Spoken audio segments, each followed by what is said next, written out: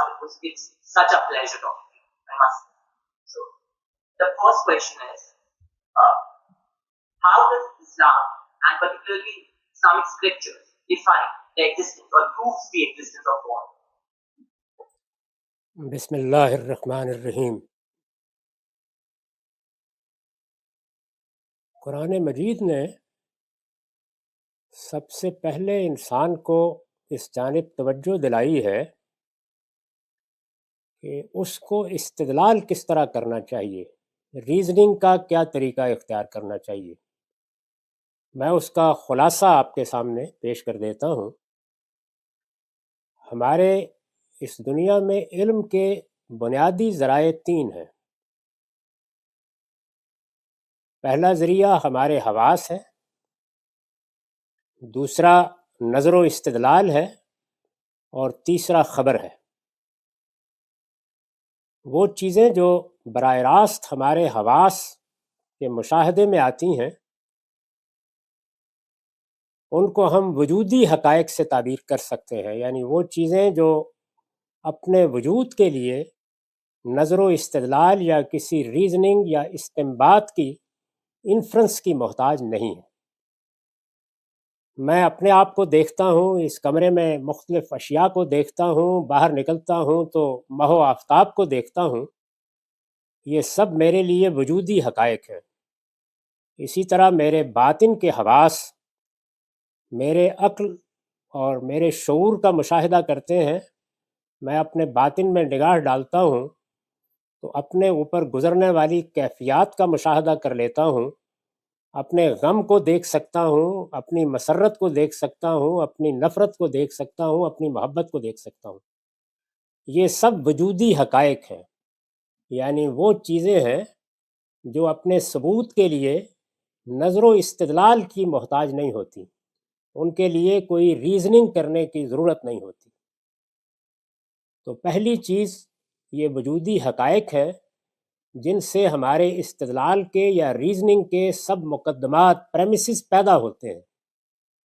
دوسری چیز یہ ہے کہ جب یہ وجودی حقائق ہمارے سامنے آ جاتے ہیں تو ہمیں عقل عطا کی گئی ہے، وہ اس کے بعض لوازم کو دریافت کرنا شروع کر دیتی ہے۔ وہ کوئی اصل چیز دیکھتی ہے تو اس کی فرع دریافت کرنا شروع کر دیتی ہے، فرع کو دیکھتی ہے تو اس کی اصل سے اس کو متعلق کرنا شروع کر دیتی ہے، مختلف فروع کا مشاہدہ کرتی ہے تو اس میں سے کلیات دریافت کرنا شروع کر دیتی ہے۔ یہ علم کا دوسرا بڑا ذریعہ ہے جس کو نظر و استدلال سے تعبیر کیا جاتا ہے۔ اور تیسری چیز یہ ہے کہ ہمیں خبر ملتی ہے۔ یہ وہی خبر ہے جو ہم روزانہ اخبار میں پڑھتے، ٹیلی ویژن میں سنتے اور جدید میڈیا سے اخذ کرتے ہیں۔ یہی خبر ماضی کی خبر بن جاتی ہے اور بعض اوقات صدیوں پہلے کی خبر بن کے ہم تک پہنچتی ہے۔ یہ قدیم زمانے کے علم کی خبر بھی ہو سکتی ہے، تجربے کی بھی، مشاہدے کی بھی، اور جب وہ خبر ہمارے لیے ایک حقیقت بن جاتی ہے، تحقیق کے مختلف ذرائع سے گزرنے کے بعد حقیقت بن جاتی ہے، تو ہم کہتے ہیں کہ یہ بھی ہمارا علم ہے۔ تو علم کے یہ بنیادی تین ذرائع ہیں، یعنی وجودی حقائق جو ہمارے ظاہری اور باطنی حواس کے تجربے میں آتے ہیں، نظر و استدلال جس سے سارا فلسفہ اور حکمت پیدا ہوتی ہے، اور خبر جو ہمیں ماضی کے علم سے متعلق کرتی ہے، یا وہ علم جو ہمارے حواس کی گرفت میں نہیں آتا اور دوسروں کے حواس کی گرفت میں آ چکا ہوتا ہے، اس پر ہمیں مطلع کرتی ہے۔ تو یہ تین ہی ذرائع ہیں جن کو کسی بھی چیز کے اس بات کے لیے استعمال کیا جاتا ہے۔ چنانچہ جب ہم اللہ تعالیٰ کی ذات کے بارے میں یا خدا کے تصور کے بارے میں یا اس کائنات کے خالق کے بارے میں غور کرتے ہیں تو یہاں پر بھی استدلال کی ترتیب یہی ہوگی، یعنی تینوں ذرائع۔ سب سے پہلے ہم جب اپنا مشاہدہ کرتے ہیں تو ایک بہت بڑی وجودی حقیقت ہمارے سامنے آتی ہے۔ میں نے ابھی عرض کیا تھا کہ وجودی حقائق کا مطلب ہے وہ چیزیں جن کو ہمارے حواس براہ راست ادراک کر لیتے ہیں، جن کے لیے کسی استدلال کی ضرورت نہیں ہوتی، کسی ریزننگ کی ضرورت نہیں ہوتی۔ چنانچہ میں عرض کر رہا ہوں کہ جب میں اپنے آپ کو دیکھتا ہوں اور آپ اپنے آپ کو دیکھتے ہیں تو جو ایک بہت بڑی وجودی حقیقت سامنے آتی ہے وہ یہ ہے کہ میں ایک مخلوق ہوں، میں بنایا گیا ہوں، میں بنایا جاتا ہوں۔ یہ میرا تجربہ اور مشاہدہ ہے، اس لیے کہ میں اپنے آپ کو یا اپنی طرح کے اپنے بچے کو اپنے سامنے بنتا ہوا دیکھتا ہوں۔ میں اس صنعت سے واقف ہوں، اس فیکٹری سے واقف ہوں جس میں وہ بنتا ہے۔ میں اس خام مواد سے، اس را میٹیریل سے واقف ہوں جس سے وہ بنایا جاتا ہے۔ وہ سب چیزیں جو انسان اس دنیا میں کھانے کے لیے استعمال کرتا ہے وہ اس صنعت میں، اس فیکٹری میں جاتی ہیں، اور پھر وہ جس طریقے سے ایک پانی کے قطرے میں تبدیل ہوتی ہیں اور ایک بیضے میں تبدیل ہوتی ہیں اور پھر ان سے ایک زائگوٹ بنتا ہے، میں اس کو دیکھ سکتا ہوں، اس کا اب مشاہدہ کر سکتا ہوں، اور پھر وہ جرثومہ تدریج کے ساتھ گریجولی مختلف مراحل طے کرتے ہوئے ایک بچہ، پھر بچے سے ایک نوجوان، اور نوجوان سے ارسطو افلاطون کیسے بنتا ہے، میں اس کو دیکھتا ہوں۔ یہ میرے مشاہدے کی چیز ہے، لہٰذا وجودی حقیقت ہے، اور میں ہر چیز کا انکار کر سکتا ہوں۔ جس طرح موت کا انکار نہیں کر سکتا، اسی طرح اس بات کا بھی انکار نہیں کر سکتا کہ میں ایک مخلوق ہوں، میں بنایا گیا ہوں، میں بنایا جاتا ہوں۔ میرا بنا ہوا ہونا، میرا مخلوق ہونا، یہ ایک وجودی حقیقت ہے، یہ کسی استدلال کی محتاج نہیں ہے۔ اس کا مشاہدہ کیا جا سکتا ہے، اس کا مشاہدہ ہم کرتے ہیں۔ اس وقت ہم نے اس پورے پروسیس کو، انسان کے بننے کے پروسیس کو اپنے کیمروں میں قید کر لیا ہے، ہم ہر وقت اس کو دیکھ سکتے ہیں۔ یہ وجودی حقیقت ہے جس سے قرآن اپنے استدلال یا اپنی ریزننگ کا پہلا مقدمہ قائم کرتا ہے۔ وہ یہ کہتا ہے کہ تم ایک مخلوق ہو، یہ ایک حقیقت ہے۔ میں نے عرض کیا تھا کہ حواس کے ذریعے سے جو وجودی حقائق ہمارے علم میں آتے ہیں، ان کے بعد دوسرا ذریعہ علم نظر و استدلال ہے۔ تو قرآن ہمارے سامنے یہ سوال رکھتا ہے کہ جب یہ حقیقت ہے کہ تم مخلوق ہو، تو عقل کہتی ہے، وہ تقاضا کرتی ہے کہ اگر تم مخلوق ہو تو تمہارا کوئی خالق ہونا چاہیے۔ خالق ہونا چاہیے، نہ کہ خالق ہے۔ یعنی عقل تقاضا کرتی ہے کہ جب تم مخلوق ہو اور تمہارا مخلوق ہونا ایک وجودی حقیقت ہے، تو پھر نظر و استدلال اس بات کا تقاضا کرتے ہیں، اس کو لازم کرتے ہیں، اسی طرح لازم کرتے ہیں جس طرح سیب کا گرنا اس بات کو لازم کرتا ہے کہ کوئی قوت اس کو زمین کی طرف کھینچ رہی ہے، اسی طرح تمہارا مخلوق ہونا اس کو لازم کرتا ہے کہ تمہارا ایک خالق ہے۔ اس سوال کے دو جواب جب سے علم پیدا ہوا ہے اور ہم علم سے متعلق ہوئے ہیں، دو جواب دیے گئے ہیں۔ اس کا کوئی تیسرا جواب آج تک نہیں دیا جا سکتا اور نہ دیا جا سکا ہے۔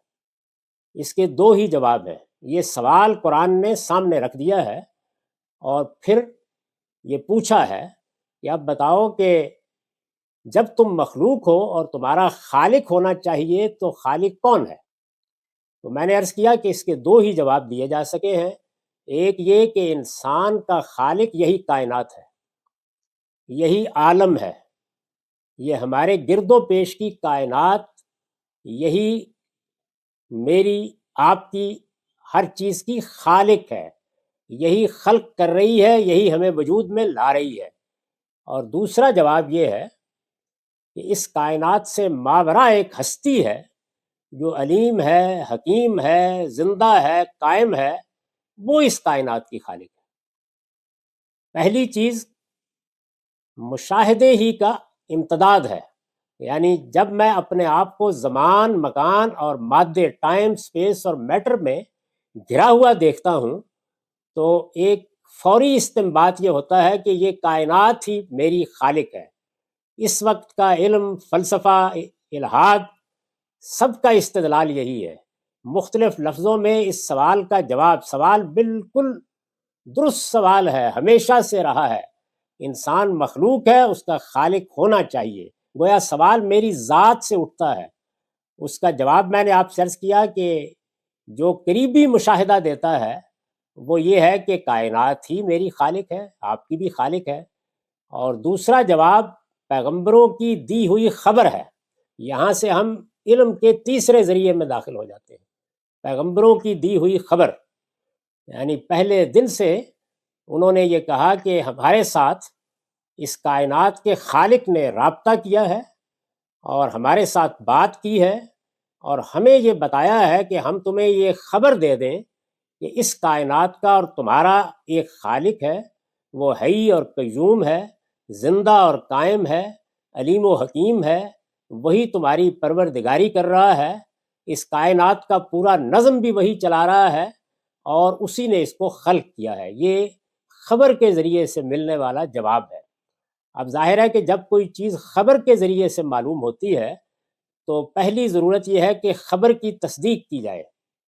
ہمارے پاس یہ خبر انسانی تاریخ میں آخری مرتبہ محمد رسول اللہ صلی اللہ علیہ وسلم کی طرف سے آئی ہے، اور یہ ان کی دی ہوئی کتاب قرآن میں ثبت ہے۔ وہ یہی خبر دنیا کو پہنچانے کے لیے بتایا جاتا ہے کہ نازل کیا گیا ہے۔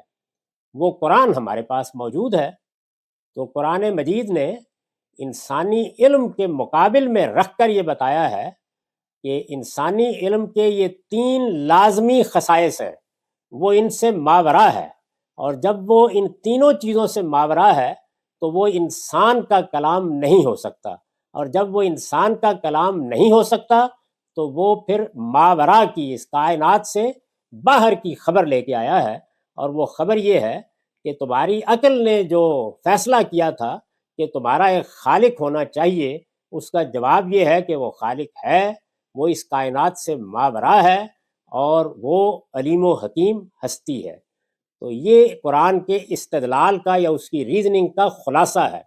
اس میں نے اس خبر کی تصدیق کے ذریعے میں جو 3 بنیادی دلائل قرآن نے بیان کیے ہیں ان کو چھوڑ دیا ہے۔ وہ آپ پوچھیں گے تو میں عرض کر دوں گا۔ خلاصہ میں نے عرض کر دیا کہ قرآن اپنے مقدمے کو ثابت کرنے کے لیے استدلال کا یہ طریقہ اختیار کرتا ہے۔ خلاصہ یہ ہے کہ میرا وجود ایک حقیقت ہے، میرا مخلوق ہونا ایک حقیقت ہے، یہ میرے حواس کا علم ہے، میں اس کا انکار نہیں کر سکتا۔ جب میں مخلوق ہوں تو عقل کہتی ہے کہ میرا خالق ہونا چاہیے۔ عام طور پر دنیا میں علم نے اس کا جواب یہ دیا ہے کہ یہی کائنات میری خالق ہے۔ پیغمبروں کی خبر یہ ہے کہ یہ کائنات اور خود تم دونوں ایک ماورا ہستی کی مخلوق ہو، وہ تمہارا خالق ہے، اور وہ علیم و حکیم ہستی ہے، اور اس خالق نے یہ قرآن نازل کیا ہے اور 3 بنیادی معیار بتا دیے ہیں جن پر پرکھ کر تم عقلی فیصلہ کر سکتے ہو کہ یہ کسی انسان کا کلام نہیں ہو سکتا۔ جب یہ کسی انسان کا کلام نہیں ہو سکتا تو یہ خدائی کلام ہے، اور یہ اس کی تصدیق کرتا ہے کہ اس کائنات کا ایک خالق اس کائنات سے ماورا ہے اور وہ ایک زندہ ہستی ہے۔ یہ قرآن کے استدلال کا خلاصہ ہے۔ سیکنڈ کویشچن اسی طرح سے ریلیٹڈ ہے کہ اگر خدا ہے تو وہ باڈی ہے، وہ سول ہے، وہ سول اور باڈی دونوں اس کی ایگزسٹنس کیسی ہے، اور اسلامک اسکرپچرز کے اندر خدا کے کون سے ٹریٹس؟ سب سے پہلے تو یہ جان لیجئے کہ اس دنیا میں ہمارے علم کی ایک حد ہے۔ وہ حد یہ ہے کہ یا وہ چیزیں ہم سمجھ سکتے ہیں جو ہمارے حواس کی گرفت میں آ سکتی ہیں، اور یا ان کی مثال دے کر ہم کسی چیز کا تصور قائم کرتے ہیں۔ ماضی، حال، مستقبل میں ہمارا سارا علم یہی ہے۔ یہاں تک کہ اگر کوئی خبر بھی دی جائے اور ہماری دنیا میں اس سے کوئی مماثل چیز، ملتی ہوئی چیز نہ ہو تو ہم اس کا ادراک نہیں کر سکتے۔ چنانچہ قرآن نے خدا کی ذات کے بارے میں یہ بتا دیا ہے کہ اس دنیا کی کسی چیز سے اس کی تمثیل نہیں دی جا سکتی، لیسا کمثلہ شیء۔ لہٰذا ذات کے بارے میں وہ کوئی معلومات نہیں دیتا، اور اس لیے نہیں دیتا کہ ذات انسان کے علم کی گرفت میں آ ہی نہیں سکتی۔ انسانی علم کی آخری حد یہ ہے کہ یا وہ اپنی مانوس چیزوں کو سمجھ سکتا ہے یا ان سے مماثل کسی چیز کو تمثیل میں سمجھ سکتا ہے۔ کیونکہ یہ دونوں ذریعے ہی خدا کو گرفت میں نہیں لے سکتے، تو اس لیے وہ خدا کی ذات کے بارے میں ایک لفظ بھی نہیں کہتا، وہ خدا کی صفات کا تعارف کراتا ہے۔ یعنی اس کے ایٹریبیوٹس کیا ہیں، اور وہ صفات بیان کرتا ہے جو ہمارے ساتھ متعلق ہوتی ہیں، یعنی وہ رحمان ہے، وہ رحیم ہے، وہ غفار ہے، وہ قاہر ہے، وہ جبار ہے، وہ صفات جن کو ہم سمجھ سکتے ہیں اس لیے کہ اس کا کچھ پرتو ہمارے اندر بھی موجود ہے۔ اصول وہی ہے کہ تم اسی چیز کو جان سکتے ہو جو یا تو تمہارے مشاہدے اور تجربے میں آ جائے گی، اور یا اس کے مماثل ہوگی تو تم نظر و استدلال سے یا خبر سے اس کا تصور کر لیتے ہو۔ تو یہ چیز چونکہ ہماری گرفت میں آ جاتی ہے کہ ہم اللہ تعالیٰ کی صفات کو کچھ سمجھ سکیں، رحمت ہمارے اندر بھی ہے، قدرت ہمارے اندر بھی ہے، ربوبیت ہمارے اندر بھی ہے ایک درجے میں، تو ہم اس کو سمجھ سکتے ہیں۔ تو قرآن خدا کا تعارف اس کی صفات کے حوالے سے کراتا ہے، اور دوسری چیز اس کے سنن بیان کرتا ہے۔ سنن کا مطلب یہ ہے کہ خدا اپنے بندوں کے ساتھ کس طریقے سے معاملہ کرتا ہے۔ مثال کے طور پر اس نے اگر بندوں کو پیدا کیا ہے تو وہ کیا معاملہ ان کے ساتھ کر رہا ہے، وہ اگر جزا و سزا کرے گا تو اس کا قانون کیا ہے، وہ اگر رحمت کرتا ہے تو اس کا ضابطہ کیا ہے، تو اس کو سنن کہتا ہے قرآن۔ تو یہ دو چیزیں ہیں جو ہم خدا کے بارے میں جان سکتے ہیں، ایک اللہ تعالیٰ کی صفات، دوسرے اللہ تعالیٰ کے سنن۔ اس کی ذات کیا ہے اس میں قرآن نے بتا دیا ہے کہ وہ تمہارے حد ادراک کی چیز ہی نہیں ہے کہ تم اس کو جان سکو۔ اس کو جاننے کے لیے صفات پر اور اس کے سنن پر اکتفا کرنا چاہیے۔ یہ قرآن کا جواب ہے۔ شکریہ رام صاحب۔ ایک سوال اور کہ اینڈ سمجھ میں آتا ہے کہ جب دنیا ختم ہوگی تو ایک ججمنٹ ہوگا، لیکن دنیا کا کاز کیا ہے؟ اس کریشن کو بنانے کا کاز کیا ہے؟ اور کیا انسانوں کو بنانے کا کاز ان میں انٹرنسک ہے، یعنی کہ انسانوں کے لیے بھی ہے، یا پھر ایک اور مخلوق جسے جن کہا جاتا ہے انسان سے اس کے لیے ٹیسٹ ہے؟ کیونکہ کہانی مطلب اسلام جو قرآن جو واقعہ بتاتا ہے اس کو سن کے ایسا لگتا ہے کہ ایک مخلوق نے وہ درجہ حاصل کر لیا جو فرشتوں کا تھا، تو خدا ان سے ٹیسٹ لینا چاہتا ہے، اور انسان سے کچھ ٹیسٹ کا ایک پروسیجر۔ آپ کا جواب بڑی حد تک درست ہے۔ قرآن مجید نے اس دنیا کا، یہ دنیا جو اس وقت ہمارے گرد و پیش میں ہے، اس کا ایک تعارف کرایا ہے۔ پہلے اس نے یہ بتایا ہے کہ یہ دنیا ابدی ہے، یہ ہمیشہ رہے گی، یہ ہمیشہ کے لیے بنا دی گئی ہے، اس کو میں نے فنا ہونے کے لیے نہیں بنایا۔ یہ جو کائنات آپ کو نظر آ رہی ہے، اتنی بڑی کائنات کہ جو اب نوری سالوں میں بھی، لائٹ ایئرز میں بھی ہماری گرفت میں نہیں آتی، قرآن یہ بتاتا ہے کہ یہ ساری کائنات یہ ابدی ہے، ہمیشہ کے لیے بنا دی گئی ہے، یہ کبھی ختم نہیں ہوگی۔ وہ یہ کہتا ہے کہ یہ اس لیے بنائی گئی ہے کہ میں نے اپنی بنائی ہوئی مخلوقات کو اس میں ہمیشہ کے لیے آباد کرنے کا فیصلہ کیا، ان کو ختم کرنے کے لیے نہیں، مارنے کے لیے نہیں، ہمیشہ کی زندگی دے کر ان کو اس دنیا میں بسانے کا فیصلہ کیا۔ گویا دونوں باتیں طے ہیں، یہ دنیا ہمیشہ کے لیے ہے، یہ کبھی ختم نہیں ہوگی، یہ کائنات ہمیشہ کے لیے ہے، یہ کبھی ختم نہیں ہوگی، انسان، جن، فرشتے ہمیشہ کے لیے بنا دیے گئے ہیں، یہ کبھی نہیں مریں گے، تینوں مخلوقات اس کائنات میں ہمیشہ رہیں گی۔ یہ دوسرا مقدمہ ہے۔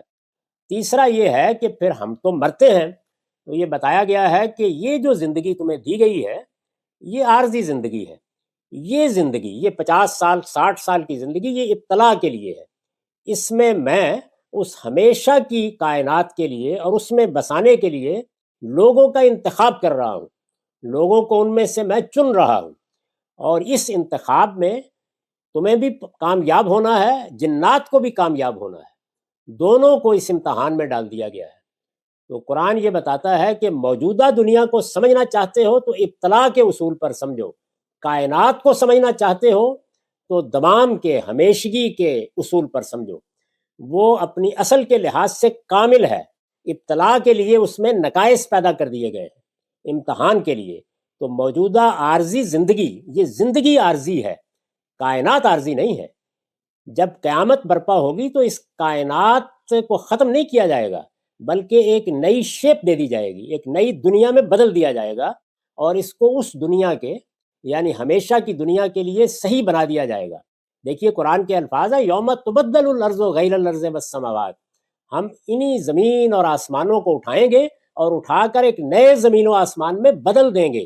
یہ نہیں کہا کہ یہ ختم ہو جائیں گے. البتہ زندگی یہاں فانی ہے اور یہ ایک وقت میں ختم ہوگی اور پھر نئی زندگی کی ابتدا ہو جائے گی. تو یہ دنیا ابتلا کے اصول پر بنی ہے اور اصلاً پوری کائنات وہ دوام کے اصول پر بنائی گئی ہے. لیکن اس دنیا میں داخل ہونے، کامیابی سے داخل ہونے کے لیے اس ابتلا سے گزرنا ضروری ہے. چنانچہ ابتلا کو سامنے رکھ کر، یا امتحان، ابتلا عربی زبان میں امتحان کو کہتے ہیں، ابتلا کے اصول کو سامنے رکھ کر اس دنیا میں بہت سے نقائص پیدا کر دیے گئے ہیں. یہ کامل نہیں رہی، اب ناقص ہو گئی ہے تاکہ امتحان لیا جا سکے. جیسے ہی یہ امتحان ختم ہوگا تو اس کو وہ صورت دے دی جائے گی جو اس کو کامل کر دے گی، ہر لحاظ سے مکمل کر دے گی. تو یہ قرآن مجید کا تصور ہے اس معاملے میں. کھاتی نے میسج کیا، کھاتی آپ سوال اگر آپ نے سوال پوچھے، ان کا سوال ہے کہ how does the conception of Adam and Eve fallen from the heavens go with the development of Darwinian science of evolution. Quran Majeed نے یہ کبھی نہیں کہا کہ وہ کسی اوپر کی دنیا سے نیچے آئے ہیں.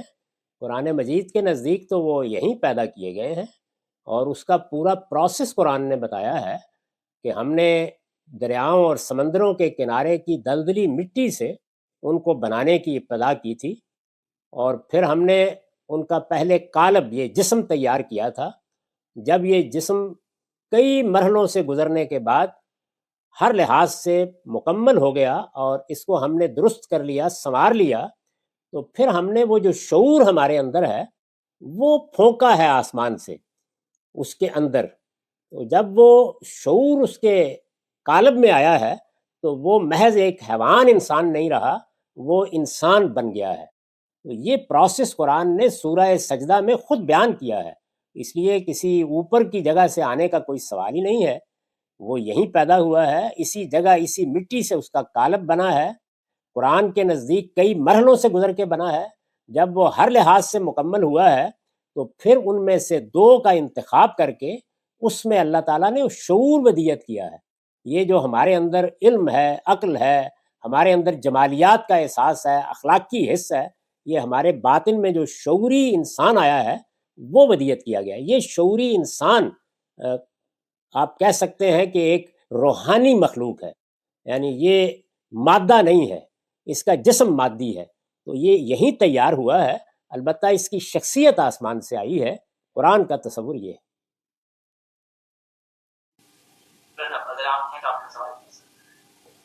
Okay, good evening everyone. So my question is, God is perfect and being devoid of any trait is imperfection. Then how could God be free of lies, cunningness and treachery? یہ جو آپ نے صفات بیان کی ہیں یہ کہاں سے اخذ کی ہیں؟ یعنی آپ کے علم کا ذریعہ کیا ہے؟ کیا آپ بتا سکتے ہیں؟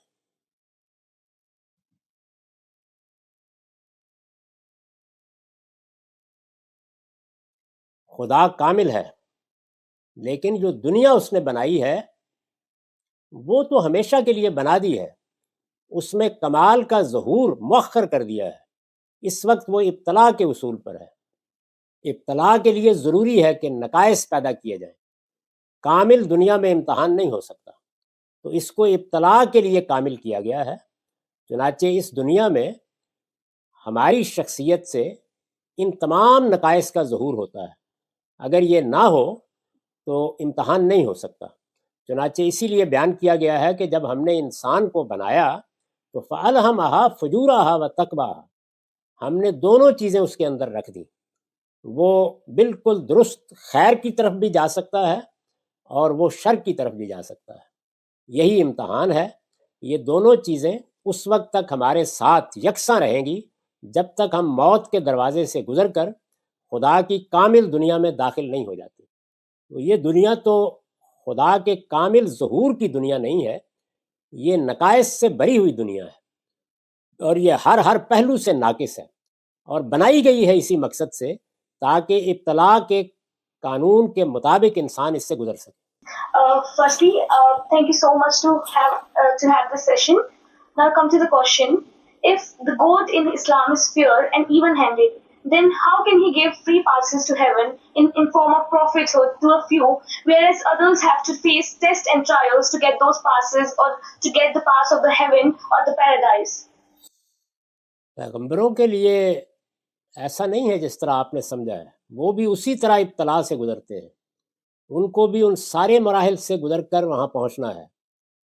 आखिरी पैगंबर अपने बारे में ये कहते थे कि ला अदरी मा युफअलु बिही, मुझे नहीं पता मेरे साथ क्या होने वाला है। तो इसलिए पैगंबर भी इब्तला से गुजर रहे हैं, मैं और आप भी इब्तला से गुजर रहे हैं, कोई फ़र्क नहीं किया गया, बिल्कुल इंसाफ का मामला है। अलबत्ता उसूल ये है कि जिसको जो सलाहियत जितना इल्म दिया जाता है उसका इब्तला और उसका इम्तहान उसके लिहाज से होता है, यानी सब के लिए एक पर्चा नहीं है। मुझे जो इल्म दिया गया है, मुझे जो सलाहियतें दी गई हैं, मुझे जो माहौल दिया गया है, मेरा इम्तहान उसके लिहाज से है और पैगंबर का इम्तहान उसके लिहाज से है। तो इसलिए एक ही कायदा है कि सबको इब्तला से गुजरना है, सबको इम्तहान से गुजरना है। और पैगंबरों के लिए कुरान ने इब्तला का या आजमाइश का एक अलग कानून बयान किया है। वो इतना सख्त है कि उससे इंसान पनाह मांगता है और अल्लाह से दुआ करता है कि ये जिम्मेदारी हमारे ऊपर ना डाली जाए, ये बहुत बड़ी जिम्मेदारी है। तो इसलिए ऐसा नहीं है कि कुछ को अल्लाह ताला ने अपनी जन्नत के लिए चुन लिया है, उनको भी इब्तला से गुजारा है, हमें भी इब्तला से गुजार रहा है। आलिम, आरिफ, आमी सब गुजर रहे हैं, अलबत्ता हर एक का पर्चा इम्तहान और इब्तला मुख्तलिफ है। सर मैं आर्यन माचा बोल रहा हूँ और सर मेरा सवाल इस बात को लेकर sir, the idea of knowledge when we talk about it is represented in different forms in different philosophies and in Islam as well, that the sources of knowledge are one that is of creation and the other that is transcending, that is either through non-creation. Now isn't it rather problematic that we classify the idea in only like non-creation and like more so in terms of when we talk about creation of knowledge in general? So what do you like have, what are your thoughts about that idea of the nature of knowledge and its origin and the source of knowledge? Knowledge और उसकी origin को जानना इंसान के बस में नहीं है, ना कायनात और कायनात की हकीकत को समझना इंसान के बस में है। हम तो अपने इल्म के ज़राए को जानते हैं और हमारे अपने इल्म के क्या ज़राए हैं वो मैंने आपकी खिदमत में अर्ज़ कर दिया। यानी इंसान की हैसियत से हमारे लिए इल्म के ज़राए तीन ही हैं और उस इल्म की नौइयत भी बिल्कुल वाज़ेह है। यानी वो इल्म हमारे हवास तय करते हैं कि क्या है। मुझे उस इल्म के तक रसाई के लिए कुछ बातनी हवास दिए गए हैं, कुछ ज़ाहिरी हवास हैं। वो दोनों रिलेट करते हैं खारजी दुनिया से। एक दुनिया मेरे अंदर है, एक बाहर है। अंदर की दुनिया को भी मैं अपने हवास से मुतल्लक करता हूँ, बाहर की दुनिया को भी। और उसके बाद मेरे अंदर यानी इंसान के अंदर नज़र व इस्तदलाल की सलाहियत है। जब उसको आप एक प्रेमिसिस दे देते हैं, एक वजूदी हकीकत दे देते हैं, तो वो उससे इन्फर कर लेता है एक दूसरी हकीकत को। उसकी मैंने मिसाल दी थी कि जब वो देखता है कि सेब नीचे गिर रहा है तो ये एक वजूदी हकीकत है, वो उससे जो चीज़ इन्फर करता है वो ये है कि कोई कुव्वत इसको खींच रही है। तो ये दूसरा ज़रिया है और तीसरा ख़बर है। तो हमारा इल्म ये है, इसके हुदूद यही है, ये इससे आगे नहीं जा सकता।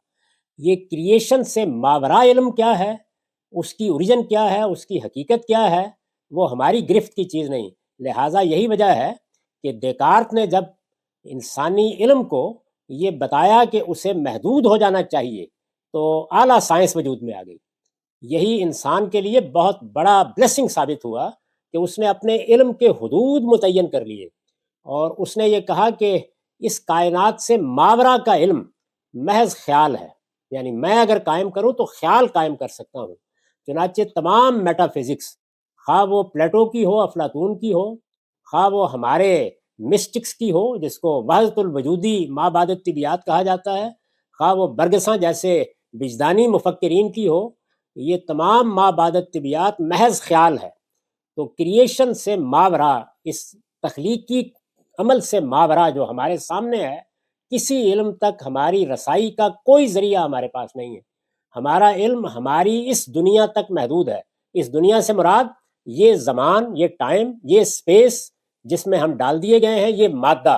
तो हमारे इल्म की हदबंदी कर दी गई है कि वो ज़मान, मकान और मादे के अंदर की कायनात का इल्म है और उसके ज़राए वही तीन हैं जो मैंने आपको बता दिए हैं یعنی ادراک بالحواس ہے، حواس کے ذریعے سے حاصل ہونے والا علم، یہ حواس ہے جس کی طاقت کو بڑھا کے ہم نے سائنس کی عظیم ایجادات کر لی ہیں، یہ کچھ بھی اس کے سوا نہیں ہے۔ اور دوسری چیز نظر و استدلال، اور تیسری خبر۔ تو یہ ذرائع ہیں ہمارے پاس، یہ ہمارے علم کی حد ہے۔ یہ ہمارا علم اپنے استدلال، اپنے مقدمات، اپنے پریمسز میں ٹائم، سپیس اور میٹر کے اندر کا علم ہے۔ یہ اس سے ماورا ٹرانسینڈنٹ حقیقتوں کو نہ سمجھ سکتا ہے، نہ ان تک رسائی حاصل کر سکتا ہے، نہ ان تک جا سکتا ہے، اس کے پاس کوئی ذریعہ ہی نہیں۔ ہاں کافی صاحب، عالم کا اس سوال کا دوسرا حصے میں انہوں نے پوچھا کہ جو ریویلیشن ہے، ہماری جو کتابیں ہیں ہمارے پاس خدا کی طرف سے، ہم انہیں کریشن مانیں گے یا انہیں خدا کا ایک ایٹریبیوٹ مانیں گے؟ اور ان کا کہنا ہے کہ اگر ہم کریشن مانیں گے تو بھی پرابلمٹک ہے، اگر خدا کا ایٹریبیوٹ مانیں گے تو بھی پرابلمٹک ہے۔ تو اسلام کیسے دیکھتا ہے کہ یہ کتابیں خدا کا ایک ایٹریبیوٹ ہے یا ایک کریشن؟ یہ کتابیں ہمارے لیے وجود میں آئی ہیں، میں نے اسی لیے اس کا اصولی جواب دیا ہے۔ یعنی اگر آپ میرے جواب پر غور کریں تو اس میں اس سوال کا جواب میں نے دے دیا ہے۔ ہمارے لیے یہ کتابیں وجود میں آئی ہیں، کائنات ہمارے لیے وجود پذیر کی گئی ہے۔ تو جب یہ ہمارے لیے ہے تو پھر یہ تخلیق ہے، ان میں سے کوئی چیز بھی تخلیق سے ماورا نہیں ہو سکتی۔ یعنی ہم زمان اور مکان اور مادے کے اندر کھڑے ہیں، تو ہمارے لیے لفظ بھی اسی دنیا کے اندر کی چیز ہے، ہمارے لیے معنی بھی اسی دنیا کے اندر کی چیز ہے۔ ہم اس دنیا کے اندر معنی اور لفظ کے باہمی ربط سے چیزوں کو سمجھتے ہیں۔ ہمارے درمیان کمیونیکیشن کا ذریعہ معنی پر لفظ کا لباس پہنانا ہے۔ یہ عمل تخلیقی عمل ہے، اس وجہ سے اس میں کوئی بحث ہی نہیں ہو سکتی۔ کتاب جب میرے ہاتھ میں آ گئی ہے تو وہ جو کچھ بھی حقیقت میں ہے وہ میرے پاس تخلیق ہو کے آئے گی، تو میں اس سے ریلیٹ کر سکتا ہوں، ورنہ کر ہی نہیں سکتا۔ شکریہ غازی صاحب۔ یا آپ ہیں، اگر آپ ہیں اپنا سوال پوچھیں۔ لگتا نہیں ہے ان کا سوال پوچھنا ہے۔ ان کا پوچھنا ہے کہ اگر گاڈ اومنی پوٹنٹ، اومنی سائنٹ اور گڈ ہے تو پھر ایول کیسے ایگزسٹ کرتا ہے؟ اس لیے کہ اس نے یہ عارضی دنیا امتحان کے لیے بنائی ہے، تو اس لیے یہاں خدا کی ذات کا کامل ظہور نہیں ہوا، وہ موت کے بعد کی دنیا میں ہوگا۔ اس دنیا کو ابتلاء کے اصول پر بنایا گیا ہے، اس میں یہ موقع رکھا گیا ہے کہ انسان اپنے ارادے کو غلط استعمال کرے۔ اس میں نقائص رکھے گئے ہیں، وہ نقائص پیدا کیے گئے ہیں اس میں، تاکہ یہ دنیا ابتلاء بن سکے۔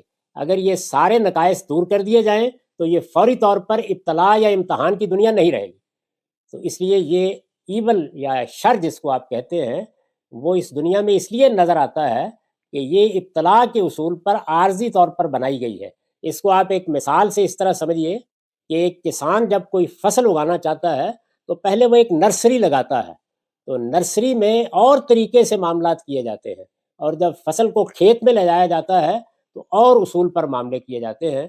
تو اس میں تو کوئی شک نہیں کہ اللہ تعالیٰ پوری قدرت رکھتا ہے، وہ نہایت حکیم ہے، اس کا علم بھی ابدی ہے، لیکن اس نے اپنا فیصلہ سنا دیا ہے کہ میں نے یہ عارضی دنیا بنائی ہے، نقائص اس میں رکھے ہیں تاکہ میں تمہیں امتحان اور ابتلاء سے گزار کر تمہارا انتخاب کر سکوں اپنی اس دنیا میں آباد کرنے کے لیے جو میں آگے آباد کرنے والا ہوں۔ لیکن وہ پوری دنیا اس نے ابھی سے بنا دی ہے۔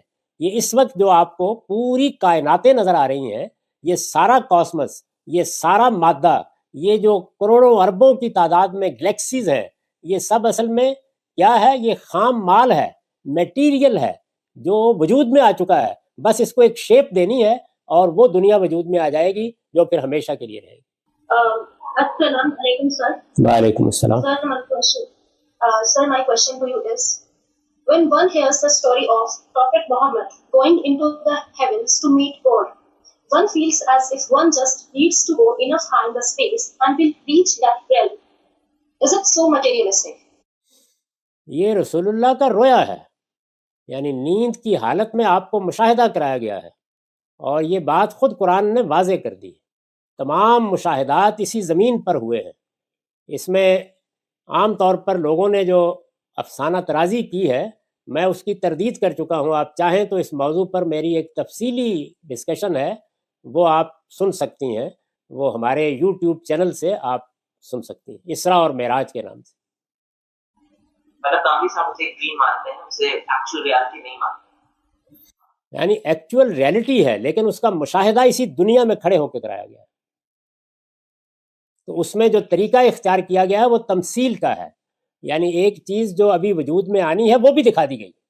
باقی سوال یہ ہے کہ جب مسلم کعبہ کی طرف ڈائریکشن میں نماز پڑھتے ہیں اور کہتے ہیں کہ کعبہ صرف ایک سمبل ہے، تو وہ کیسے الگ ہے جب ہندو یہاں بتوں کی پرستش کرتے ہیں اور کہتے ہیں کہ وہ اصلی خدا کے لیے بس کانسنٹریٹ کرنے کے لیے ان کو کعبہ کی طرف آپ نے فرمایا،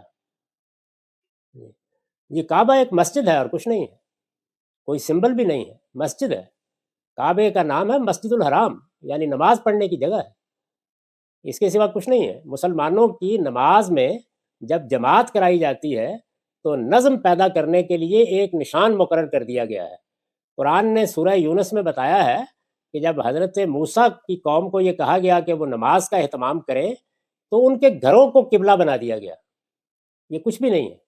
تو کعبہ ایک مسجد ہے، اس کے سوا کچھ نہیں. اس کا نام ہی المسجد الحرام ہے، وہ دنیا میں پہلی مسجد ہے جو بنائی گئی. ان کا پوچھنا ہے کہ جب 95% لوگ اپنا دھرم نہیں بدلتے اور نہ اس کو پڑھتے ہیں، اپنا کیا نہیں بدلتے؟ اپنا ریلیجن نہیں بدلتے. جی جی، جس ریلیجن میں پیدا ہوتے ہیں اسی میں مر جاتے ہیں اور ریلیجن کو پڑھنے کی کوشش نہیں کرتے کہ الگ الگ ریلیجنس میں جا کے پڑھیں اور پھر سمجھیں اور پھر کچھ بنے. اور وہ لوگ گڈ بھی ہوتے ہیں اور ان کے ایکشن بھی اچھے ہوتے ہیں کئی بار. تو پھر خدا اتنا ظالم کیوں ہوگا کہ اچھے لوگوں کو ان کے اگنورینس کے لیے ہیل میں ڈال دے گا، جہنم میں ڈال دے گا؟ خدا نے ایسی کوئی بات نہیں کہی. قرآن میں بالکل واضح بتا دیا ہے کہ میں صرف وہ چیزوں میں تمہارا امتحان کرتا ہوں جو میں نے تمہیں دی ہیں. تو ہر شخص جتنا علم اس کو دیا گیا، جس ماحول میں وہ پیدا کیا گیا ہے، اس کے لحاظ سے سوالوں کا جواب دے گا. یعنی اس کے پاس کتنا علم ہے. یہ قرآن کے الفاظ میں ہیں کہ نبلوکم فیما آتاکم، جو میں نے دیا ہے. تو میں جہاں پیدا ہوا ہوں وہاں مجھے کتنا شعور ملا، کتنا علم ملا، اس علم کے ساتھ میں کتنی دیانت کے ساتھ معاملہ کرتا رہا. میرے سامنے اگر کوئی حقیقت آئی تو کیا میں نے اس کو ایکسیپٹ کیا، یہ میرا امتحان ہے. تو اس لیے اس سے کوئی فرق ہی نہیں پڑتا کہ کوئی کس گھر میں پیدا ہوا ہے، کس جگہ پیدا ہوا ہے، اس کو ملا کیا ہے اور اس نے اس کے ساتھ کیا رویہ اختیار کیا، کیا ایٹیٹیوڈ اختیار کیا. امتحان یہ ہے. تو مجھے جتنا علم ملا ہے میرے ساتھ اس کے لحاظ سے معاملہ ہوگا. ایک ہندو کو جو علم ملا ہے اس کے لحاظ سے اس کے ساتھ معاملہ ہوگا. ایک مسیحی کو جو علم ملا ہے اس کے ساتھ اس کے لحاظ سے معاملہ ہوگا. اصل سوال یہ ہے کہ جو علم مجھے دیا گیا اور جس علم کو حاصل کرنے کی صلاحیت میرے اندر رکھی گئی، کیا میں نے اس کا حق ادا کر دیا؟ سوال یہ ہوگا. سر نصرت کا سوال یہ ہے کہ the uncomparable God is the only everlasting reality. But after promising humans the eternal life, He has created one trait where humans are comparable to Him in the everlasting nature. یہ اس کی بڑی عنایت ہے. یعنی ہم ہمیشہ سے تو نہیں تھے، لیکن اس نے ہمیں بھی ہمیشہ کے لیے اور جنوں کو بھی، یعنی تینوں مخلوقات کو یہ خبر دے دی ہے کہ اب تم ہمیشہ سے میرے ساتھ رہو گے. تو یہ اس کا کرم اور اس کی عنایت ہے. البتہ یہ بتا دیا ہے کہ یہ ہمیشہ سے رہنا تمہارا کوئی استحقاق نہیں ہے، یہ میرا کرم اور میری عنایت اور میری رحمت. My question is, why does Islamic culture tend to run towards Arab culture? It is showing the supremacy or superiority of one race over another. نہیں، اسلام کا کوئی عرب کلچر نہیں ہے، کوئی عجم کلچر نہیں ہے. اسلام کی تعلیمات میں کسی اس طرح کی چیز کو نہیں رکھا گیا. لیکن چونکہ آخری پیغمبر عرب میں آئے اور اسلام ایک پیغمبر کا دین نہیں ہے، اسلام کا آخری پیغمبر عرب میں آیا، اس سے پہلے کا پیغمبر فلسطین میں آیا، اس سے پہلے کا پیغمبر مصر میں پیدا ہوا. تو بے شمار پیغمبر جتنے ہیں وہ سب اسلام کے پیغمبر ہیں. اس وجہ سے اسلام کا کوئی ایک علاقہ یا کوئی ایک نسل کوئی کلچر نہیں ہے. اسلام تو یہ کہتا ہے کہ وہ سب پیغمبروں کا دین ہے. آدم سے لے کر محمد تک ہزاروں پیغمبروں کا دین اسلام ہے. سب کی تعلیم ایک ہی ہے، سب نے ایک ہی دین دیا ہے، سب ایک ہی دین بتانے کے لیے آئے تھے. ان کے دین میں کوئی فرق ہی نہیں تھا. ہمیشہ سے خدا کا اعلان ہے کہ میرا دین ایک ہی رہا ہے. اور وہ دین کیا ہے، اس کا نام کیا ہے؟ اس کا نام ہے سبمیشن. اسلام کسی علاقے کا نام نہیں ہے، کسی شخص کا نام نہیں ہے. اسلام کسی خاص پہاڑ یا کسی دریا کا نام نہیں ہے. اسلام ایک تصور کا نام ہے ٹو سبمٹ، ٹو سرنڈر، یعنی ہم نے اپنے خدا کے سامنے اپنے آپ کو سبمٹ کر دیا، سبمیشن کا نام ہے۔ تو یہ اس دین کا نام ہے اور یہ سب پیغمبروں کا دین ہے۔ چنانچہ ہم کو لازم ہے قرآن کی روح سے کہ ہم جس طرح محمد کو اپنا پیغمبر مانیں، اسی طرح مسیح کو اپنا پیغمبر مانیں، موسیٰ کو اپنا پیغمبر مانیں۔ سب کی تعلیم ایک ہی ہے اور ہم سب کی تعلیم پر عمل کرتے ہیں۔ تو اگر آپ اسلام کی تعلیمات میں کسی عرب کلچر کی کوئی چیز بتا سکے کہ جس کو اسلام نے عرب کے لیے خاص کر دیا ہو تو مجھے خوشی ہوگی۔ ایسی کوئی چیز اسلام کی تعلیمات میں نہیں۔ ہندوازم کے اندر تین سینٹرل ڈیٹیز کا کانسیپٹ ہے، شیوا، وشنو اور برہما، جس میں وشنو وہ ہیں جو اوتار لیتے ہیں، شیوا ڈسٹرائر ہیں اور برہما بنانے والے۔ ویسے ہی اسلام میں تین فرشتے ہیں، میخائیل، اسرافیل اور جبرائیل۔ ان دونوں میں کمپیریزن کیا جا سکتا ہے کیا؟ کیونکہ جبرائیل ہر بار اوتار لینے کی طرح دنیا پہ آتے ہیں پیغمبروں کے پاس، ملک الموت روپ نکالتے ہیں جیسے شیوا ہے، اور برہما جیسے کچھ نہیں کر رہے ویسے ہی اسرافیل آخری وقت کا انتظار کر رہے ہیں۔ تو ان کا سوال ہے کیا ان دونوں میں کمپیریزن؟ جی، ان میں کوئی کمپیریزن نہیں ہے، اس لیے کہ وہاں تو یہ تینوں ہستیاں اپنی اپنی جگہ پر انڈیپینڈنٹ ہو جاتی ہیں، جبکہ فرشتے تو اللہ کی ایک مخلوق ہے اور بالکل اس کے عاجز بندے ہیں۔ جو حکم دیا جاتا ہے وہ حکم آ کے بجا لاتے ہیں، معمولی درجے میں اس پروردگار کے کسی حکم کی خلاف ورزی نہیں کر سکتے، اور وہ براہ راست اپنے بندوں کو دیکھتا ہے، براہ راست وہ اپنے بندوں کی دعائیں سنتا ہے، تمام فیصلے اسی کی جگہ سے ہوتے ہیں۔ ان کا کام صرف یہ ہے کہ جو پیغام ان کو دیا جائے، جو حکم ان کو دیا جائے، اس کو جا کے بجا لائیں۔ تو یہ بالکل الگ چیز ہے۔ اس معاملے میں تو ہمیں بھی اللہ نے بہت سے احکام دیے ہیں اور ان پر ہم بھی عمل کرتے ہیں، فرشتوں کو دیے جاتے ہیں وہ ان پر عمل کرتے ہیں، جنوں کو دیے جاتے ہیں وہ ان پر عمل کرتے ہیں۔ تو اسلام کا تصور توحید کا تصور ہے، اور وہ تصور یہ ہے کہ اس کائنات کا خالق بھی ایک ہی ہے اور دنیا کا نظام بھی وہ براہ راست چلا رہا ہے۔ الا لہ الخلق والامر، دونوں چیزیں اس کے اپنے ہاتھ میں ہیں۔ البتہ انسانوں کے ساتھ یا اپنی مخلوقات کے ساتھ معاملہ کرنے کے لیے وہ اپنی مخلوقات سے کام لیتا ہے، اور وہ مخلوقات تین ہیں بنیادی طور پر، یعنی شعوری احساس رکھنے والی مخلوقات۔ فرشتے وہ بھی اس کی مخلوق ہیں، وہ اس نے بنایا ہے ان کو، جنات اور انسان۔ اور اگر آپ مادے کی تینوں صورتوں کا مشاہدہ کریں کہ مادہ اپنی ٹھوس صورت میں ہوتا ہے، انرجی کی فارم میں ہوتا ہے، اور روشنی یا لائٹ کی فارم میں ہوتا ہے، تو گویا مادے کی تینوں صورتوں سے اس نے تین مخلوقات بنا دی ہیں، نور سے فرشتے، اور انرجی سے یا آگ سے جنات، اور مٹی سے انسان۔ تو تینوں مخلوقات اس کائنات میں جو میٹیریل موجود ہے اس سے بنائے گئے ہیں، وہ اس سے ماورا کوئی چیز نہیں ہے، نہ وہ کوئی دیوی ہیں، نہ وہ کوئی دیوتا ہیں، نہ ان کو کوئی اختیارات دیے گئے ہیں، وہ صرف حکم کے بندے ہیں۔ ان کا کام یہ ہے کہ جو حکم دیا جائے آ کے اس کی پیروی کر دیں۔ تو اس لیے یہاں خدا کے ساتھ کوئی شریک نہیں۔ ان کا سوال ہے کہ جب خدا اومنی پوٹنٹ ہے، اس کے پاس تمام طاقتیں ہیں، تو وہ اپنے میسج کو کیری کرنے کے لیے فرشتوں کو کیوں یوز کرتا ہے؟ اس لیے کہ ہمارے پاس ساری طاقتیں نہیں ہیں، ہم بندے بالکل عاجز ہیں۔ یعنی خدا چونکہ اس مادی دنیا سے ماورا ہے، وہ مادہ نہیں ہے، وہ زمان و مکان میں بندھا ہوا نہیں ہے، تو ہم اس کے ساتھ ریلیٹ نہیں کر سکتے۔ جب نہیں کر سکتے تو ایک درمیان کا واسطہ ہے جس سے پیغام پہنچایا جاتا ہے۔ یہ کمزوری ہماری ہے، یعنی میرا مسئلہ یہ ہے کہ میرے کان ایک خاص حد سے زیادہ نہیں سن سکتے، تو اس کی قوت بڑھانے کے لیے پھر آپ کو ایجادات کرنی پڑتی ہیں۔ آپ وہاں بیٹھے ہوئے میرے ساتھ براہ راست بات نہیں کر سکتے، تو یہ کمزوری میری ہے نہ کہ خدا کی۔ میرا سوال ہے کہ اسلام میں میرجبل ایج کیا ہے، اور جو کچھ کنٹروورسی ہے عائشہ صدیقہ رضی اللہ تعالیٰ عنہ کے میرج کے بارے میں 6 and 9 years، اس کے اوپر ایز اے ماڈرن فلاسفر یا تھنکر آپ کیا؟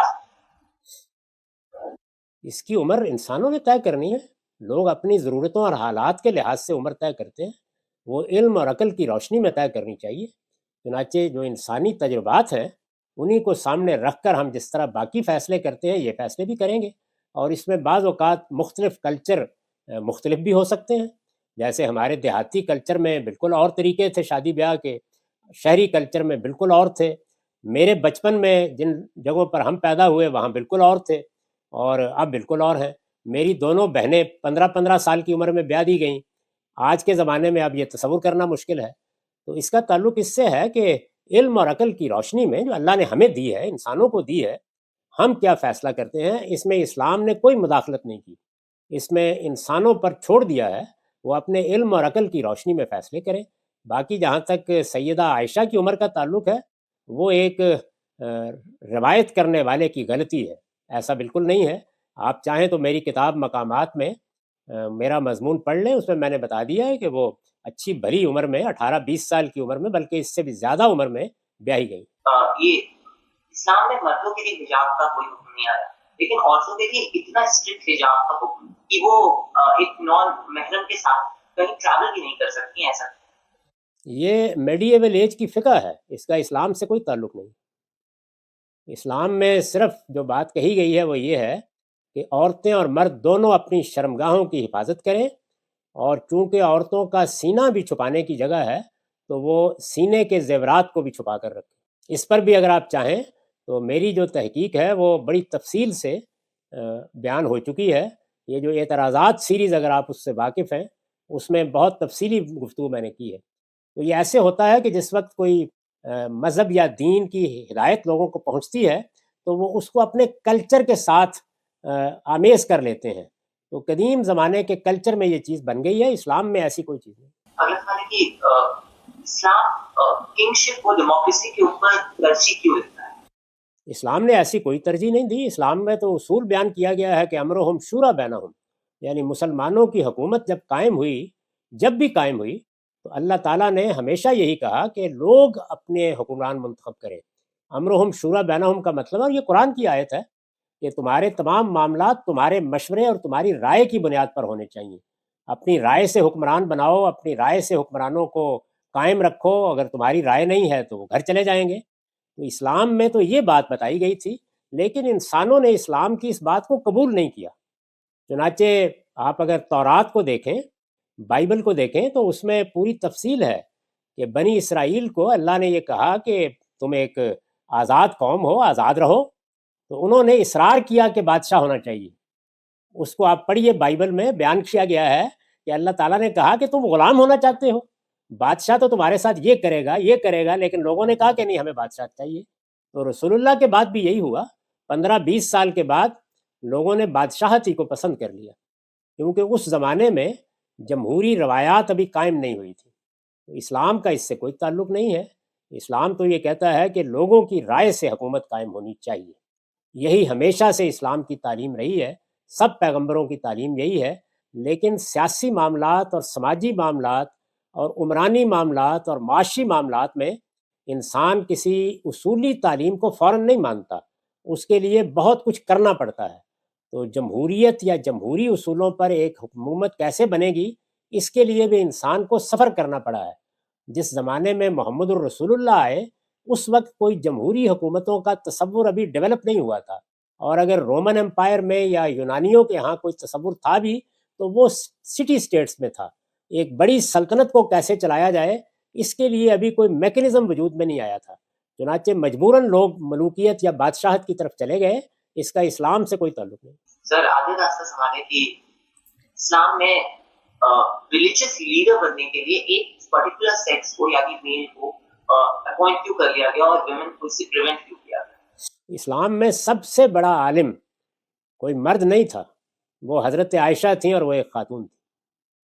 سب سے بڑے فقیہ کی حیثیت صحابہ میں انہی کو حاصل تھی. تو اس لیے ایسی بھی کوئی چیز نہیں ہے. آپ دیکھیے موجودہ زمانے میں ہمارے ایک اسکالر نے جو حدیث کے علم کی ماہر خواتین ہوئی ہیں، ان کے تذکرے مرتب کیے ہیں کئی جلدوں میں.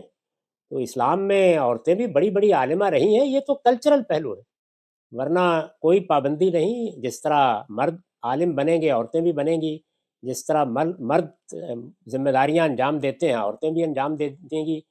تو تمام چیزیں جس طرح مردوں کے لیے ہیں اسی طرح عورتوں کے لیے ہیں. کوئی پابندی نہیں ہے. کلچرلی بعض چیزیں خود بخود ایسے ہو جاتی ہیں کہ اس میں اس طرح کی ڈسکرمنیشن آپ کو نظر آتی ہے. تو اس کا تعلق کلچر سے ہے، اسلام سے نہیں ہے. اسلام نے کوئی پابندی نہیں لگائی. صاحب اگر سوال ہے کہ گاڈ نے فری ول کیسے دی؟ مطلب اگر گاڈ بار بار انٹروین کرتا رہتا ہے دنیا کے کریشن میں، تو فری ول کیسے؟ انٹروین صرف اس وقت کرتا ہے جب کوئی بڑا فساد پیدا ہونے کا اندیشہ ہو، عام حالات میں نہیں کرتا، اور جب انٹروین کرتا ہے تو اس موقع کے اوپر پھر امتحان بھی ختم ہو جاتا ہے. تو فری ول ہے جس کا امتحان ہے. جب تک میں فری ول کو استعمال کر سکتا ہوں مجھ سے پوچھا جائے گا، جب میں استعمال کرنے کی پوزیشن میں نہیں ہوتا تو نہیں پوچھا جائے گا. عام زندگی میں دیکھیے مجھ سے یہ نہیں پوچھا جاتا کہ میری یہ صورت کیوں ہے، میرے والدین فلاں اور فلاں کیوں تھے، میں پاکستان میں یا آپ ہندوستان میں کیوں پیدا ہوئے تھے، کیونکہ اس میں میری کوئی فری ول نہیں ہے. تو فری ول ہے کہاں؟ فری ول اگر آپ غور کریں تو دو چیزوں میں ہے، میرے مورل فیصلوں میں ہے، میرے جمالیات ایسٹیٹکس کے فیصلوں میں ہے، اور اپنی صلاحیتوں کو جب میں استعمال کرتا ہوں تو وہاں ہے. تو ان تینوں جگہوں پر اللہ تعالیٰ کوئی انٹروین نہیں کرتا. آپ سے اب ایک آخری سوال کی، یہ تو میسو ڈیزاسٹرز آتے ہیں اور اس میں اتنی بے گناہ لوگ مارے جاتے ہیں، اس کے پیچھے خدا کی کیا مانتے ہیں کہ ایک ساتھ کتنے لوگوں کا مارا جانا بے قصور بنا کسی جرم کے؟ خدا اتنا ظالم کیوں ہے؟ وہ تو روز اسی طرح مار رہا ہے بغیر کسی قصور کے. میرے والد صاحب بھی بغیر کسی قصور کے دنیا سے رخصت ہوئے تھے، والدہ بھی ایسے ہی رخصت ہوئی تھی. تو یہ کارخانہ موت و حیات کا کارخانہ ہے. یہ بنائے اس لیے گیا ہے کہ یہاں آپ آئیں اور رخصت ہو جائیں. یہاں تو اس وقت جس شہر میں میں رہتا ہوں ہو سکتا ہے کہ اعداد و شمار اکٹھے کیے جائیں، یا جہاں آپ بیٹھے ہوئے ہیں تو وہاں ہزاروں لوگ آج مر گئے ہوں، تو سارے بے قصور مر رہے ہیں. اس لیے موت آتی ہے وہ تو قصور کی موت تو کبھی کبھی آتی ہے، ورنہ بے قصور آتی ہے. تو یہ ایک ہی وقت میں موت آ جاتی ہے تو ہم حیران رہ جاتے ہیں. ورنہ آپ دیکھیے لاہور شہر کا میں رہنے والا ہوں، تو لاہور میں کئی 100 جنازے روزانہ اٹھتے ہیں، کسی کو پتہ ہی نہیں ہوتا. لیکن اگر کسی جگہ کوئی عمارت گر جائے اور 15 لوگ مر جائیں تو خبر بن جاتی ہے. تو اس لیے زلزلے طوفان کچھ بھی نہیں ہے، یعنی موت ایک جگہ اکٹھی ہو جاتی ہے. وہ موت جو بکھری ہوئی ہے وہ اکٹھی ہو جاتی ہے. تو ہم حیران ہو کے پوچھتے ہیں. تو اس دنیا کو تو بنایا اسی اصول پر گیا. دیکھیں قرآن نے اس کا جواب دیا ہے، خلق الموت والحیات لیبلوکم ایکم احسن عملا، کہ میں نے اس دنیا میں جو اصل دنیا ہے اس میں زندگی ہی زندگی ہے. اس دنیا کو میں نے زندگی کے ساتھ موت سے وابستہ کر دیا ہے. کیوں؟ لیبلوکم ایکم احسن عملا، اس لیے کہ میں تمہارا امتحان کرنا چاہتا ہوں.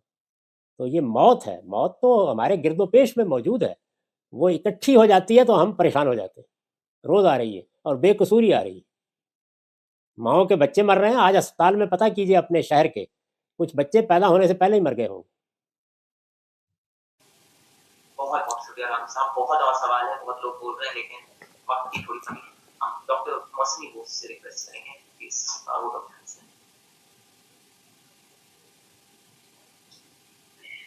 تھینک یو آیاز، تھینکس دامیدی جی. آپ نے اتنا اچھا، مجھے تو اتنی اچھی اردو آتی نہیں ہے، پھر بھی اتنی سندر طریقے سے آپ نے جتنے امپورٹنٹ کوشچنس ہمارے من میں آتے ہیں ریلیجن کی، جتنے امپورٹنٹ ریلیونٹ کوشچنس ہیں ان کو آپ نے بہت سندر طریقے سے، بہت سندر ریشنل ایک جسٹیفیکیشن دے کے گاڈ کے ایگزسٹنس کو بتایا. آپ نے اپنا سب سے امپورٹنٹ چیز ہے، آپ نے اپنا قیمتی سمے سے ہمارے اسٹوڈنٹ کو انٹریکٹ کرنے کے لیے راضی ہوئے، اسی لیے ہم آپ کے بہت آبھاری ہیں. آپ کا یہ پروگرام ہم بہت دن سے ہی پلان کر رہے ہیں، اب جا کے ہم اس کو مطلب ایکچولی کر پائے، کیونکہ ٹائم کی بھی ایک گیپ اور ٹائم کی ڈفرینس کی وجہ سے.